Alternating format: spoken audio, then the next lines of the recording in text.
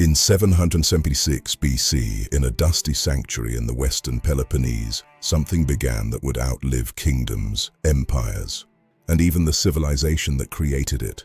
Not a global spectacle, not a parade of flags, not a billion-dollar event watched around the world. Just one race, one sacred site, and one chance for glory. The first Olympic Games were held at Olympia, not as a modern sports festival, but as part of a religious celebration in honor of Zeus. This was not simply athletics for entertainment. It was devotion, prestige, politics, and survival of reputation all rolled into one.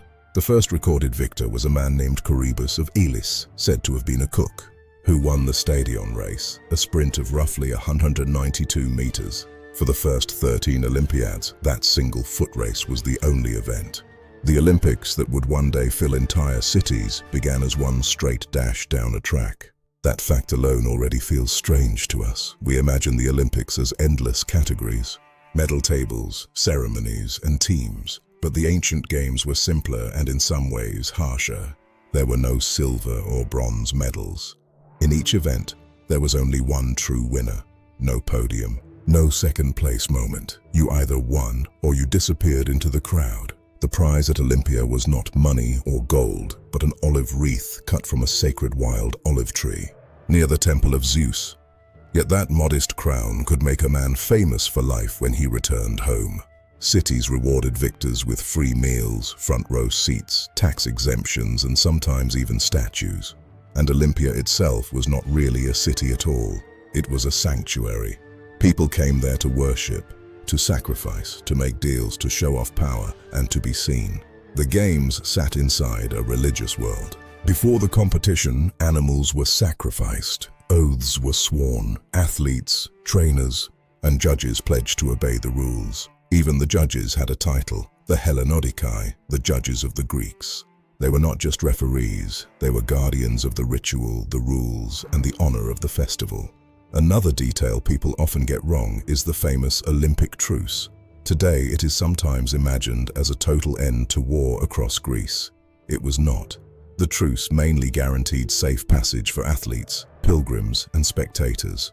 Across Greece, it was not. The truce mainly guaranteed safe passage for athletes, pilgrims, and spectators, traveling to and from Olympia, and protected the sanctuary itself.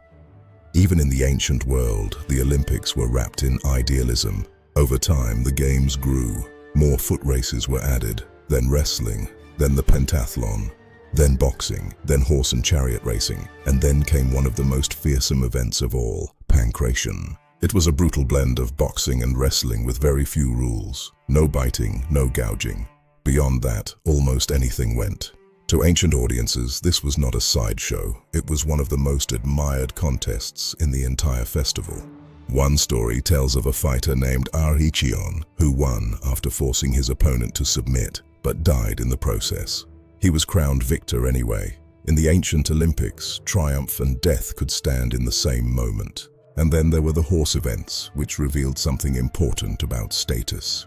In chariot racing, the winner was not always the driver. Official victory went to the owner of the horses. That meant wealth could win prestige, even from a distance. It also created one of the most surprising Olympic facts. One of the first women ever recorded as an Olympic victor did not win by competing on foot, but by owning a winning chariot team. Kiniska of Sparta became the first female Olympic victor in the 4th century BC because the rules recognized ownership.